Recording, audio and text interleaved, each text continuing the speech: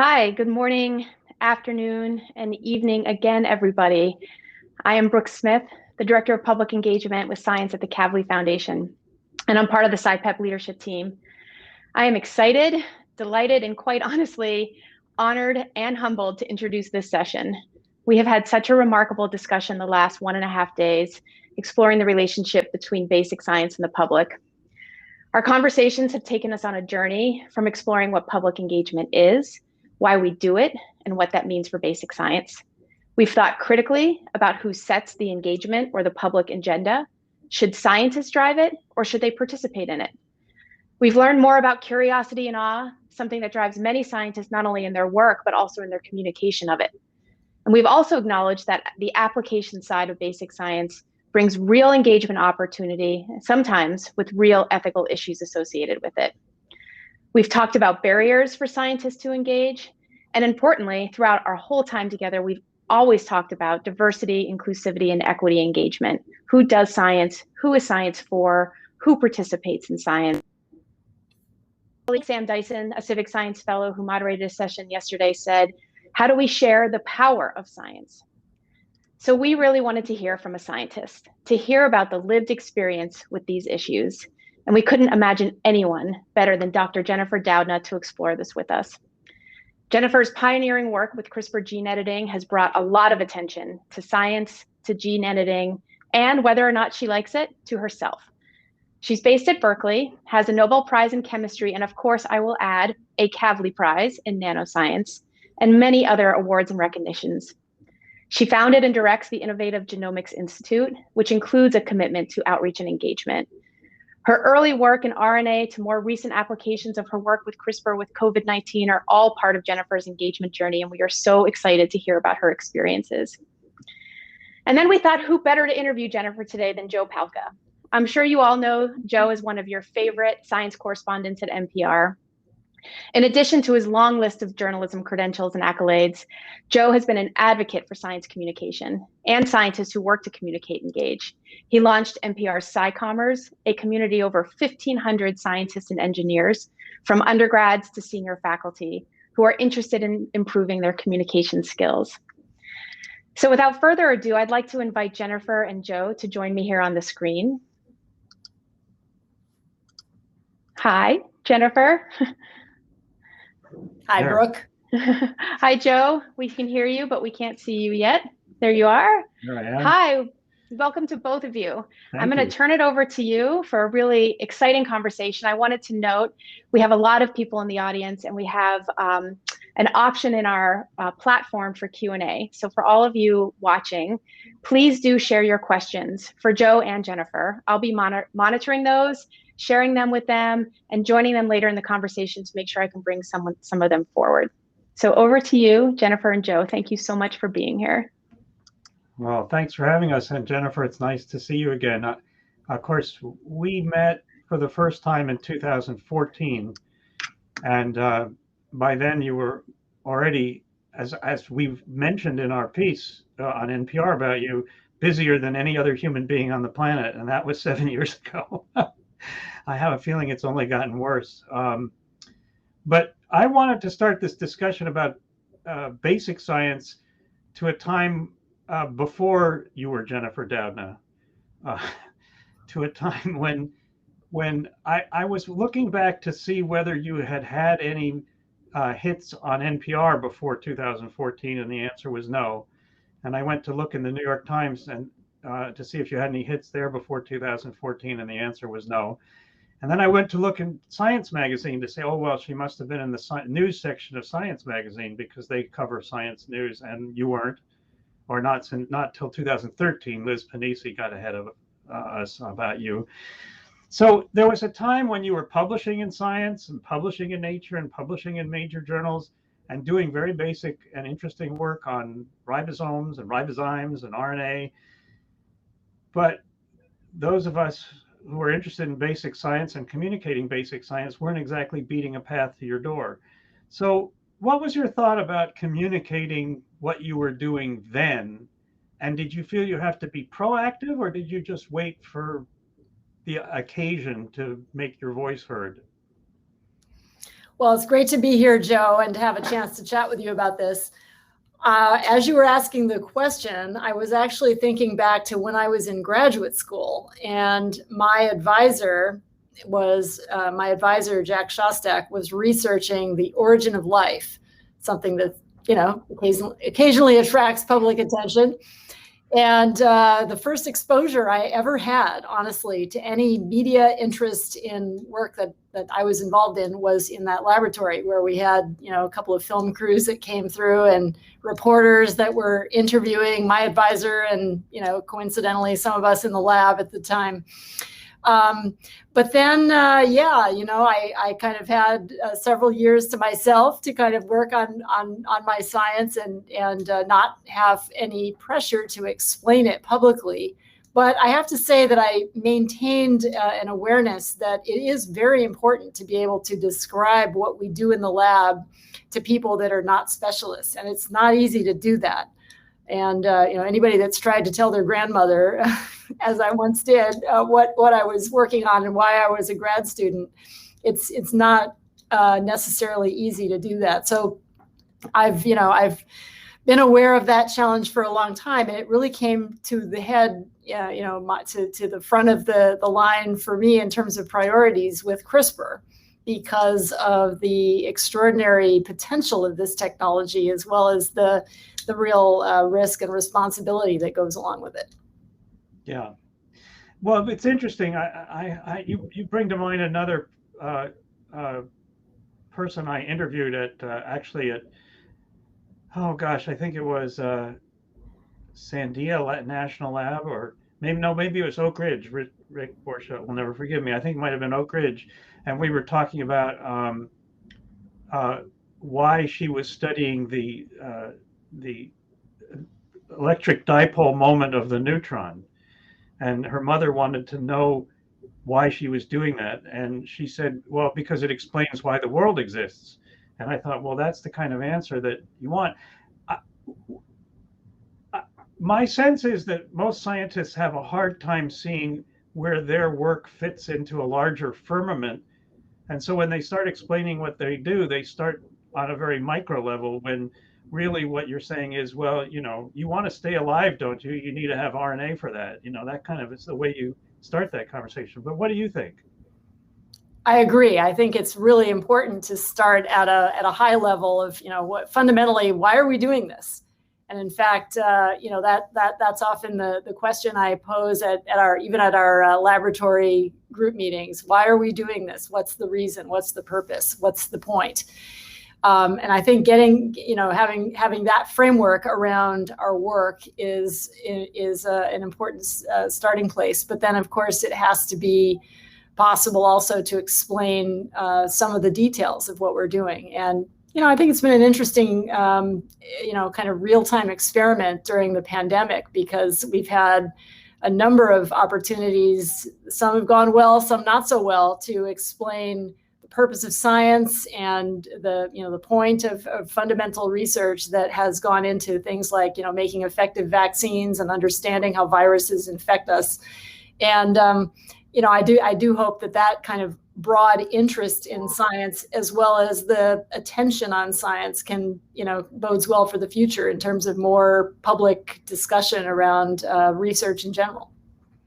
So I'm just curious, as you were talking, what's your sense of the media landscape? You've seen it change. I'm sure the people who want to get your ear have switched from just the New York Times and NPR to a huge number of websites, podcasts, what have you. What's your sense about how science is best communicated now? Is it all platforms, or is there one that's emerging you think that'll carry us into the future?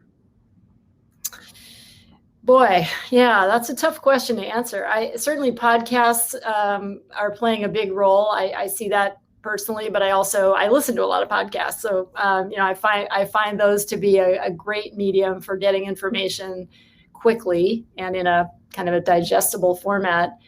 But I also think that, really good science writing, as well as the kind of shows that you do on NPR, where you're interviewing people and talking about science in kind of a real-time, conversation, those are all formats that are great. To me, less effective are formats that are more sort of, TikTok, Instagram, that kind of thing, that are more about a soundbite or even a photograph, that don't really provide, I think, enough information to really communicate about science. Yeah. I mean, when you said that you listen to a lot of podcasts, my first thought was, well, which ones? Are you listening to get news and information? Are you listening to get science? Do you follow, physics or virology, or is it or do you just listen from things in your own field? No, all of the above, all over the map. And I don't have a particular podcast that I follow either. I tend to, things come across, come to my attention, and I'll think to myself, well, on my neighborhood walk today, I'm going to listen to that podcast. It's that kind of thing. People write, my neighbor will text me frequently and said, oh, I've listened to a great podcast. I think you'd enjoy it. And it's, the topics are wide ranging. So that's one thing I love about the format of that medium, is that it really covers a lot of ground. So I saw there was a session where this came up, where there are a lot of senior scientists in the country who are very disinterested in the media, or disinterested in public communication, because they want to keep their nose down and work in the lab. And that extends to their students, whom they often, say, no, don't waste your time on public communication. You should be doing your work. And I wonder what you would say to those people, or if you've ever encountered them. Well, myself, sort of embarrassed to admit it, but I think there is a kind of a culture in certainly in academic science of keeping your nose down, working away in the lab, not trying to do any kind of public outreach about the work that is ongoing in the laboratory. And frankly, I'm just being honest for myself. It can be scary to talk to people like you, Joe.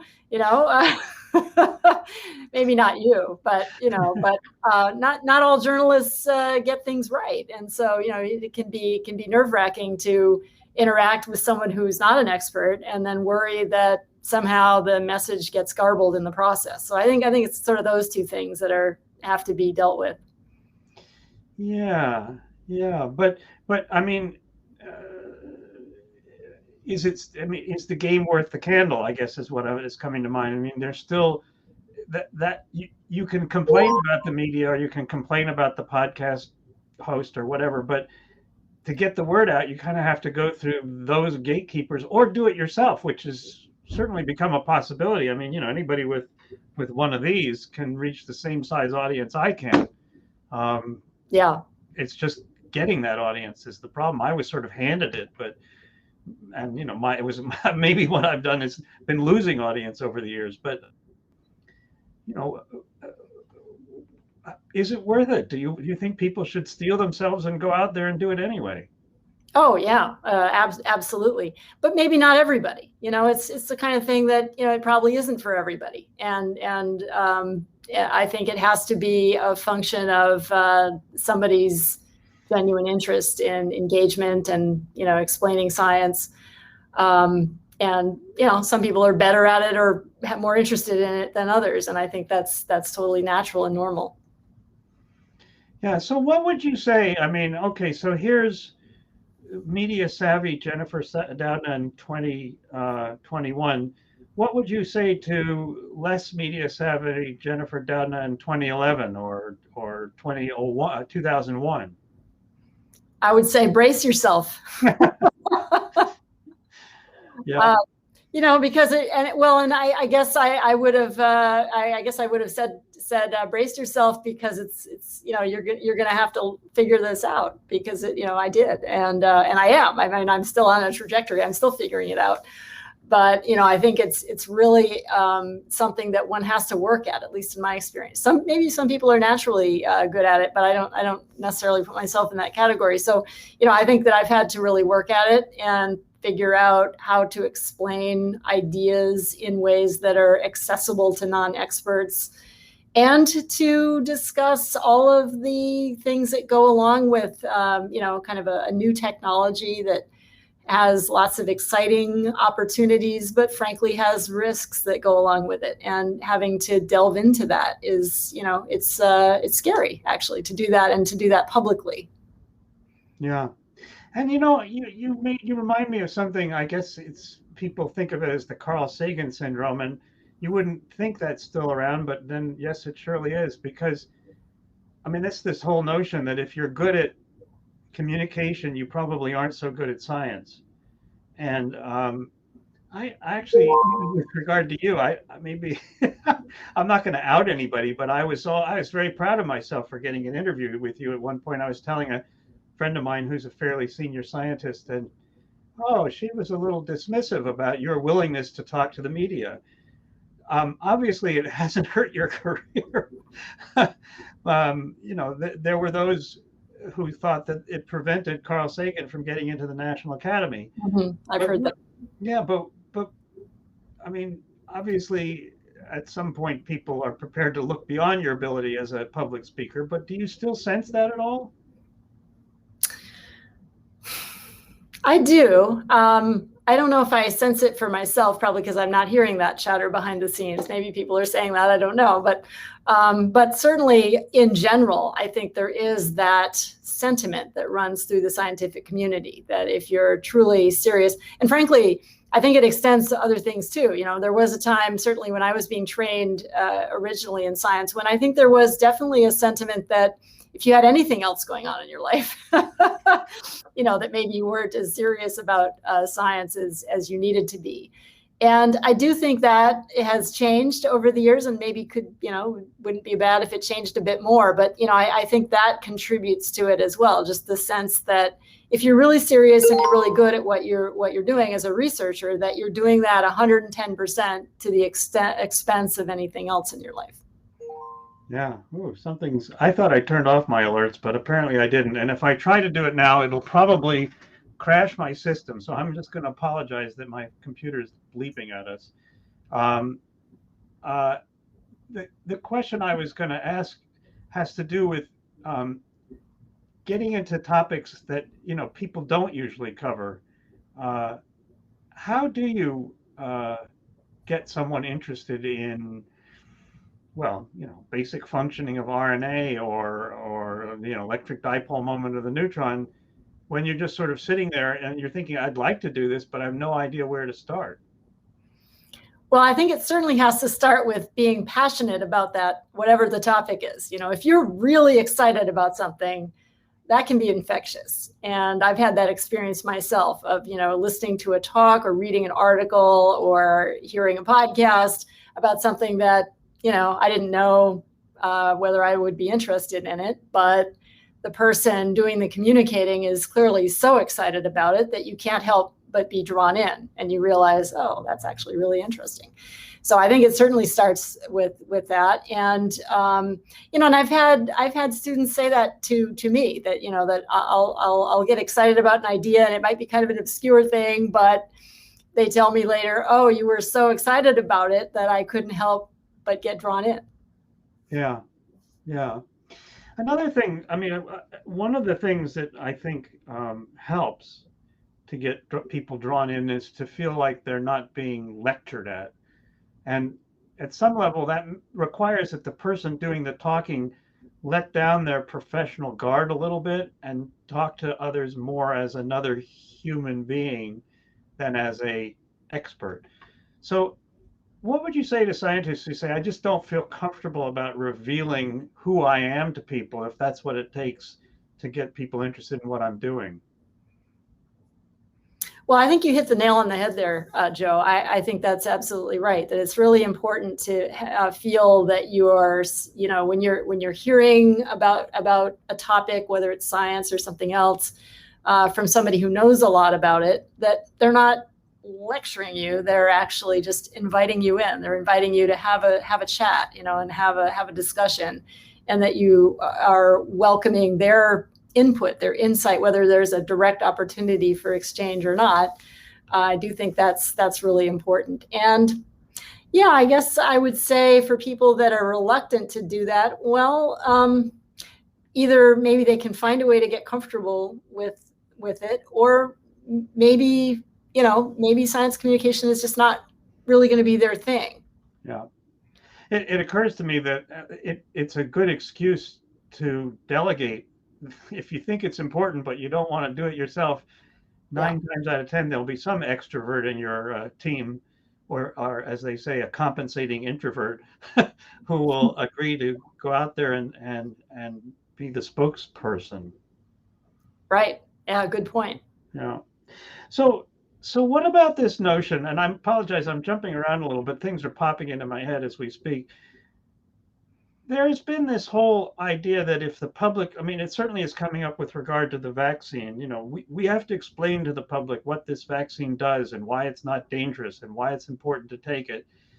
And I've come to think after all these years that the public's understanding of that only takes them so far in helping them decide what they are going to do. Yeah. What's your sense of that? Yeah, I have come to feel that's true as well. I used to be of the opinion that, as an educator, that if people have information and they have data and facts to look at, that they will assemble those data and facts in the same way as everybody. Everybody would sort of come to the same conclusion, and we know that's certainly not true in science, and it's not true in anything else too. So I think that's really very clear that, as you said, that only gets you so far. That we all have biases and other reasons for making decisions that we make, and they're not always based in data and facts. And so it is a real challenge for something like the vaccine, as you brought up, where it's really important for people to get vaccinated, and yet we're dealing with the fact that data only get you so far. Yeah, and I wonder. It's put me in a bind about whether there are any other tools besides the facts that are at my disposal. But I suppose scientists aren't really journalists. They're advocates, in a sense, advocates for science. And maybe they have other tools they can draw on that would convince people. I don't know. I don't know. I don't know what you're. Well, I don't. I mean, behavioral scientists, have all these kinds of tips and tricks for persuading people to do things. And for journalists, I'm supposed to be agnostic about whether what you're doing is good or bad or valuable or not valuable. I'm just judging whether it's interesting and trying to report it accurately. But you don't think it's just interesting. You think it's important. It should be well funded. It should be all these other things. And I'm wondering, is there a toolkit to go beyond explaining to people what you do and persuading them to do what you think they should do? Well, as you were asking that question, I was thinking to myself that, I don't know if you remember, a few years ago, there was a march in Washington for science. Do you remember that? Yeah, sure. And there was a lot of online and probably backroom discussion among scientists about whether or not to participate in that. And the reason is that for many scientists, and I feel this in myself too, there's a desire to be apolitical, right? To kind of, keep science out of sort of a political realm and make sure that it stays objective, based, and it's kind of, analogous to journalism, I guess, in that sense, right? That you're striving to be objective and not let your own biases or views intervene. However, as you just said, for something that is, life and death in many cases, and the vaccine is certainly in that category, what do we do if we have fundamental information that can help people make a decision that could be, for them or other people, life and death decision? Shouldn't we be really advocating for that? And I would argue that we should, absolutely. But I think it's, for many scientists, and I struggle with this myself, it's kind of a foreign concept to do that. Yeah. And I guess it's hard when there's no clear right and wrong, because I know you grappled with that, with some of the ethical implications of germline modification, for example. This would be, for the physicists out there, modifying the genes in an embryo or in a germ cell such that they would be passed on to other generations. And it's been verboten, anathema, not going to do it for a long time, but that was easy to say because it wasn't possible. Right. And then it suddenly became more possible, and people had to grapple with that. Do you feel that worked out the way you wanted it to, or did people get the right message? It's clearly on pause, or at least it seems to be from what I hear. Well, it's an ongoing issue, isn't it? I don't think it's gone away. No. I think it remains a possibility. We know it's a possibility that's not off in the future, but it's available right now. And as you said, it's really comes down to, at that point, it's choice. It's a choice for scientists or groups of scientists, or even governments. Is this something that they're going to pursue? So I think it has to be actively managed in an ongoing way. And I would say that let's just say that I'm cautiously optimistic so far that there has been very much a global effort to do that kind of management and engagement, but it's something we have to keep on top of. Yeah. So have you had missteps? Since you've had this opportunity thrust upon you to speak with the public about science, have there been missteps that you made that you think you learned from?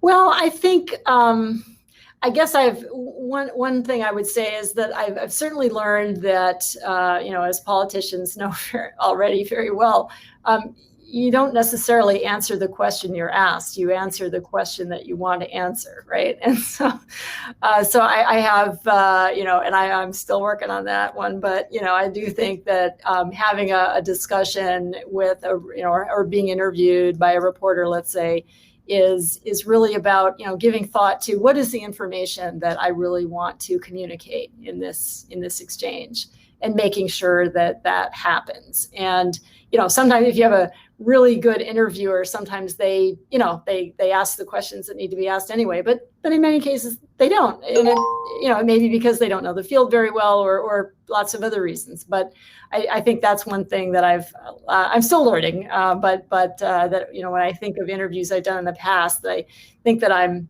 slowly getting better at trying to make sure that I communicate the information that I know is real, or I feel is really important to communicate, rather than just answering the questions I'm asked. I'm just trying to decide whether you answered my question or answered the one you wanted to answer. I'm not saying. Well, okay. Maybe I should get away while I'm still alive. Hey, Brooke, I'm guessing all these bleeps are questions. Maybe you'd like to come in and share some of them, and we can tell people why. I think sorry about the bleeps, but can't do it. It's okay. Thanks.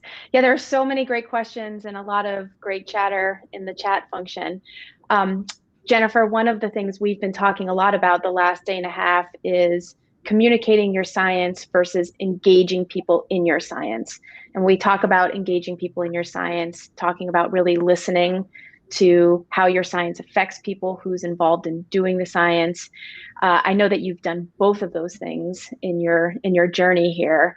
And a number of folks were wondering, in the aspect of your work where you're really engaging people, especially around the ethical implications of the applications of your work, have you learned anything, or can you give an example of when you listened to various publics or specific communities, it actually affected the research that you're doing? Did it change any of the questions you asked, change the way you? Can you give an example about that? Well, I was just thinking as you were asking the question that I think, on the subject of human embryo editing, something that frankly I had no knowledge of whatsoever when this all started, but it was clear that this was a very real possibility with CRISPR. And my initial reaction, very visceral, personal reaction to thinking about that type of use of genome editing was, we shouldn't go there. I thought that's just not, I don't want to see that happening. And then what happened was that, well, a couple of things. One is that I started to encounter people who had very serious genetic disease in their family, where their children were affected, where maybe many members of their family were affected. And I began to realize that, you could start to imagine that there could be scenarios where using genome editing in the germline to remove a very severe penetrating, mutation that's gone on in a family over many generations might in fact be the most ethical thing one could do. If you had a technology that was really, capable of doing that safely. So that was one thing that happened. And then the other was that I interacted with researchers, and I'm thinking here of Janet Rosant up in Canada and Kathy Nyakon in the United Kingdom, who were both doing very interesting work on early human development, and explained to me that there were just fundamental questions that had been intractable previously that could now be addressed using CRISPR in a research mode, not for making implanted embryos, but just for studying early steps in development, that could be very important to do and have real benefit in fundamental science, but potentially also in medicine.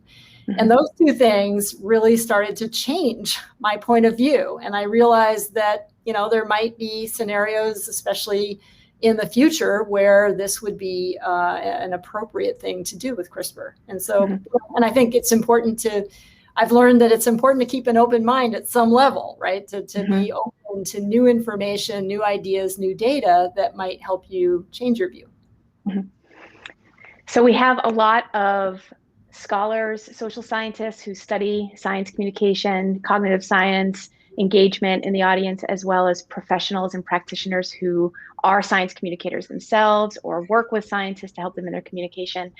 And a few of them have asked, in your journey, when did you realize that you would need to be communicating and engaging effectively? And what support did you get to make that happen?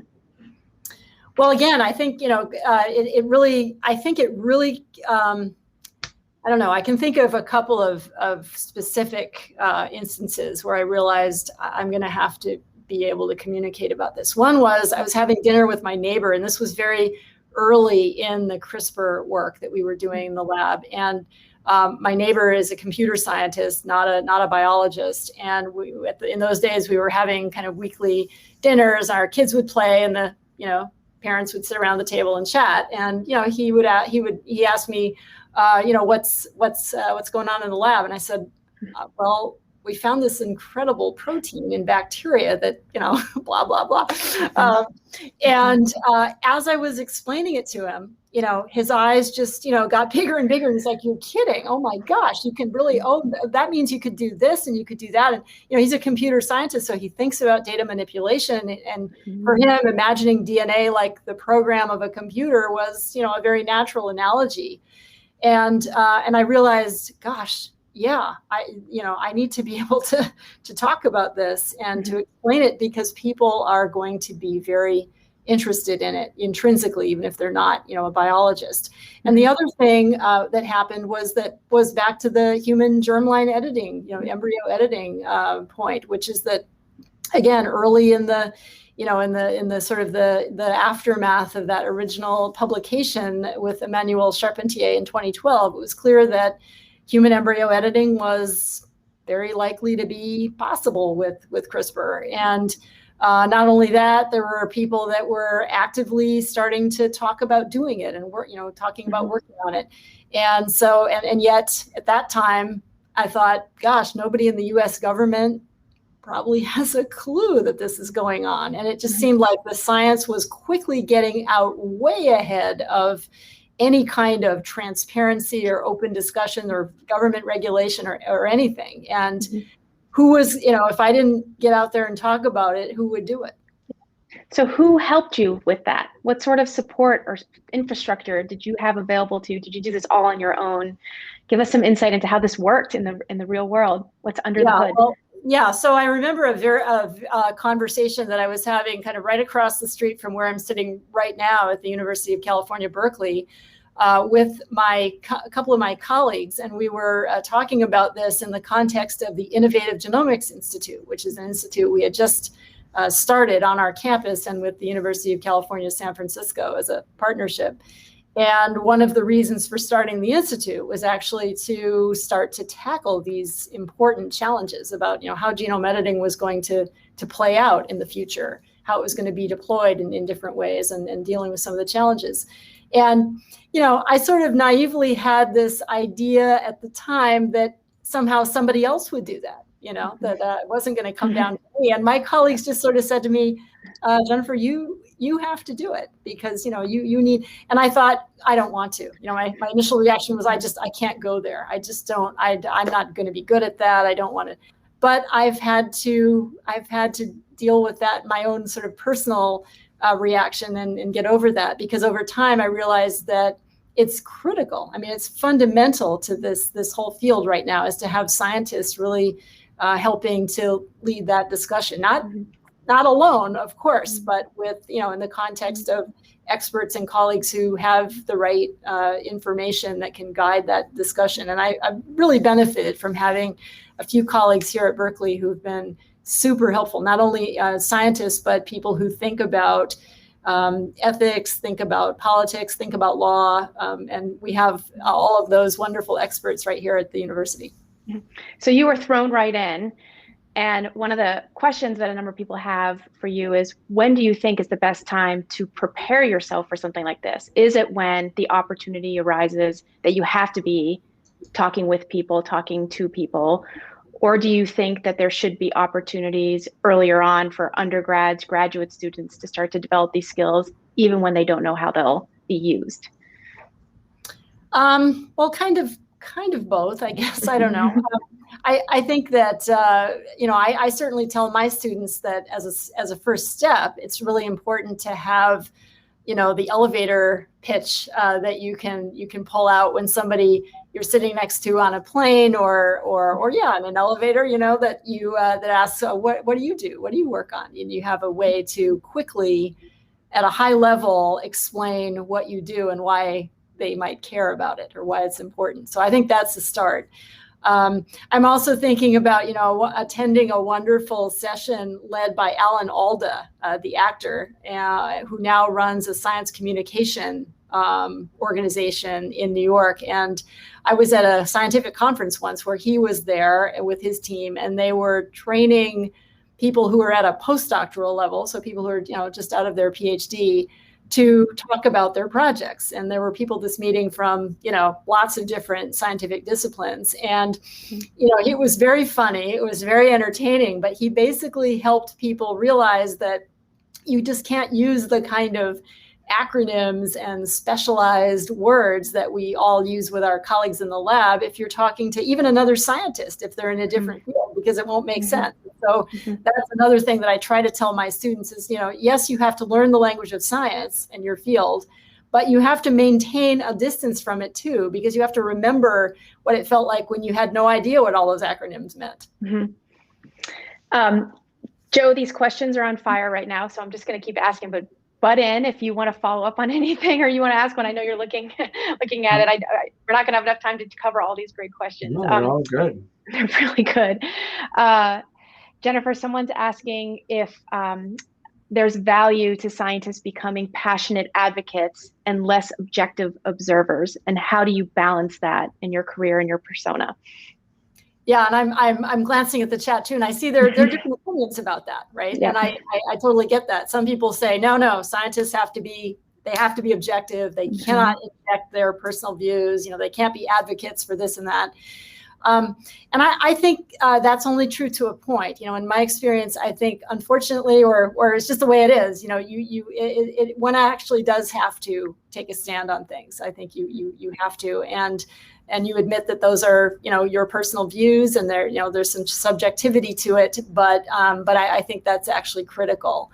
especially when we're talking about things that have real consequence, for people's health or for the environment or for the future of humanity. If we're talking about climate change, I think there's a responsibility that comes along with our expertise as scientists that we simply have to be willing to put forward when warranted, But again, of course, as I mentioned in the example with the human embryo editing, I always also try to keep a little part of my mind open to new data or new points of view that might my views change. Can I just jump in with one point that it refers to something that Jennifer was talking about, being nervous about talking to journalists because they might get it wrong. And oh my goodness, they sure might. But I think it's important not to think of the interview as strictly a one-way street where you talk, they listen, and then you hope for the best. I think you're allowed to sort of engage the reporter with a conversation that helps you identify whether that person is understanding you or not. It's not against the law to ask them, hey, I just explained this, but I'm not sure I was clear. Let me see, what did you hear me just say? I think that's an important lesson for scientists. Jennifer, we have a number of, like I said, communications professionals, and one category of folks that are here are PIOs, public information officers, and some of them are asking, what advice do you have for them to help work on these issues and support scientists like you? What has your experience been like with the communications professionals that you've worked with, and what advice might you have for them in terms of scientists and professionals collaborating? Well, I certainly think that communications professionals play a really important role in helping scientists to get out of their silo and again, getting back to some of these points we've already made, think about, help somebody understand the big picture. I remember, I think, again, this was maybe in the context of the Alan Alda experience, but we were played an interview that was held. It may have actually been with NPR, but you were not the interviewer, Joe. And somebody who won a Nobel Prize, some years ago in physics. And the interviewer was asking this prize winner, what did you win your prize for? And that scientist, and I honestly don't remember who it was now, but that person just launched into a very technical description that was, went on and on and on. And it was very, I'm sure it was very interesting if you knew how to follow it, but most people, wouldn't. And so that was played as an example of what you maybe don't want to do and why you want to have at your fingertips a ready explanation for your work that can be pulled out when you're asked, whether it's that question about a Nobel or whether it's just, your grandmother wants to know why you're in grad school, Yeah. Jennifer, yesterday we had this really great session about curiosity and awe, and drew from and highlighted a couple of social scientists who are excellent, Tanya Lombroso and Daniel Silva Luna, they're psychologists who study what curiosity and awe. And one of the things they talked about, and that I believe it was Daniel who said, whose awe is it? That everyone has a different definition of awe and what awe means to them.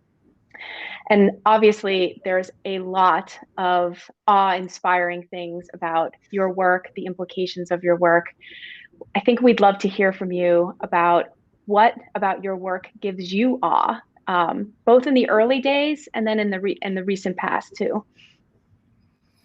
I love that bacteria figured out how to use RNA molecules to program themselves to fight viruses. It's just, it's a wonderful story in biology. It's something that before this research was done, I certainly couldn't have imagined it. I don't know that anyone else did either.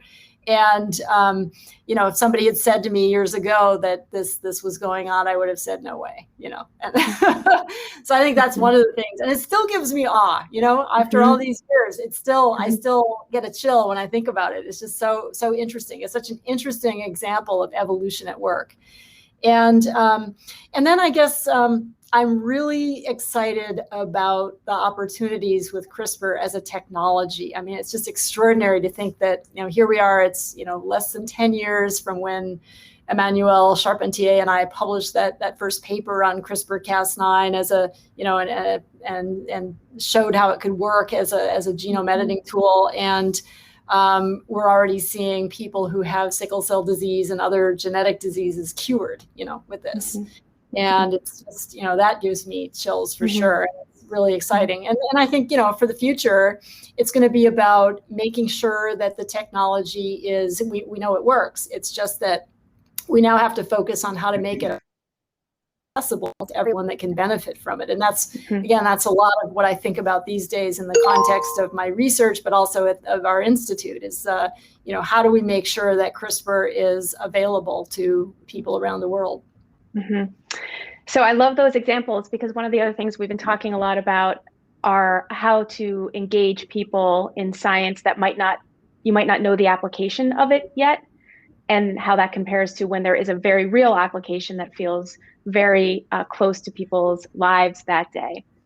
And the struggle that basic scientists who are discovering things for the sake of knowing, not for the sake of application, might have, because they don't have that story of here's why this is relevant to you right now. And I'm wondering if you experienced that. Joe, when you started this session, it was really interesting to think about when things have been covered that you've worked on. And a lot of them, of course, are when the application came to be. But there are so many scientists doing so much work around doing it for the sake of knowing, doing it for curiosity, doing it for the awe.